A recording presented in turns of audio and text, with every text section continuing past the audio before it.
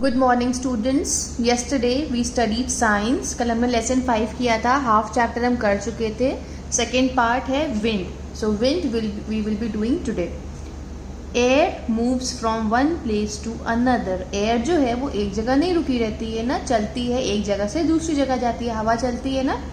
Moving air is called wind. तो जब हवा चलती है, चलती हुई हवा को हम विंड कहते हैं। रुकी हुई हवा को एयर कहते हैं और चलती हुई हवा को विंड।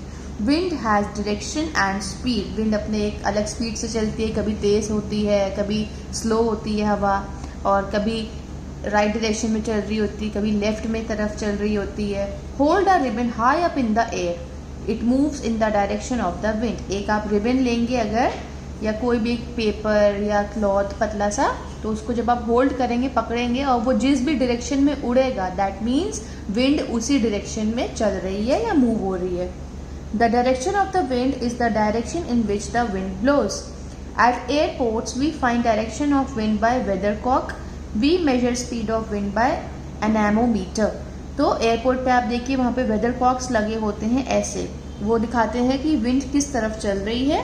और विंड को मेजर करने वाली जो डिवाइस होती है, हम कैसे मेजर करते हैं कि कितनी है, क्या है उसकी स्पीड, तो वो होती है anemometer. This is an anemometer. Slow and gentle wind is called a breeze. जब हल्की हल्की हवा चल रही होती है, धीमी हवा, उसको हम ब्रीज कहते हैं। Breeze makes the clothes and leaves flutter. It helps us in flying a kite and winnowing. तो विंड क्या होती है, जब वो बहुत हल्की ब्रीज चल रही होती है, बहुत हल्की हवा चल रही होती है, तो वो क्लोथ्स भी सुखाती है। हल्के हल्के क्लोथ्स उड़ रहे होते हैं, पत्तियां हिल रही होती हैं। See clothes are fluttering in the wind. यहाँ पे क्लोथ्स उड़ रहे हैं। Wind helps in flying kites and balloons. Kites भी उड़ती हैं हल्की हवा में। एंड विनोइंग, दैट मीन्स जब कोई हम साफ करते हैं नेट से, उसको बोलते हैं। Air can be squeeze into empty spaces. हम एयर खाली चीज़ों में भी फिल कर सकते हैं। Like see this boy is filling the air in an empty balloon. Balloon में उसने एयर फिल की, तो बलून का साइज इंक्रीज हो गया, है ना। टायर्स में हम विंड ब्लो करते हैं, उसमें फिल करते हैं एयर।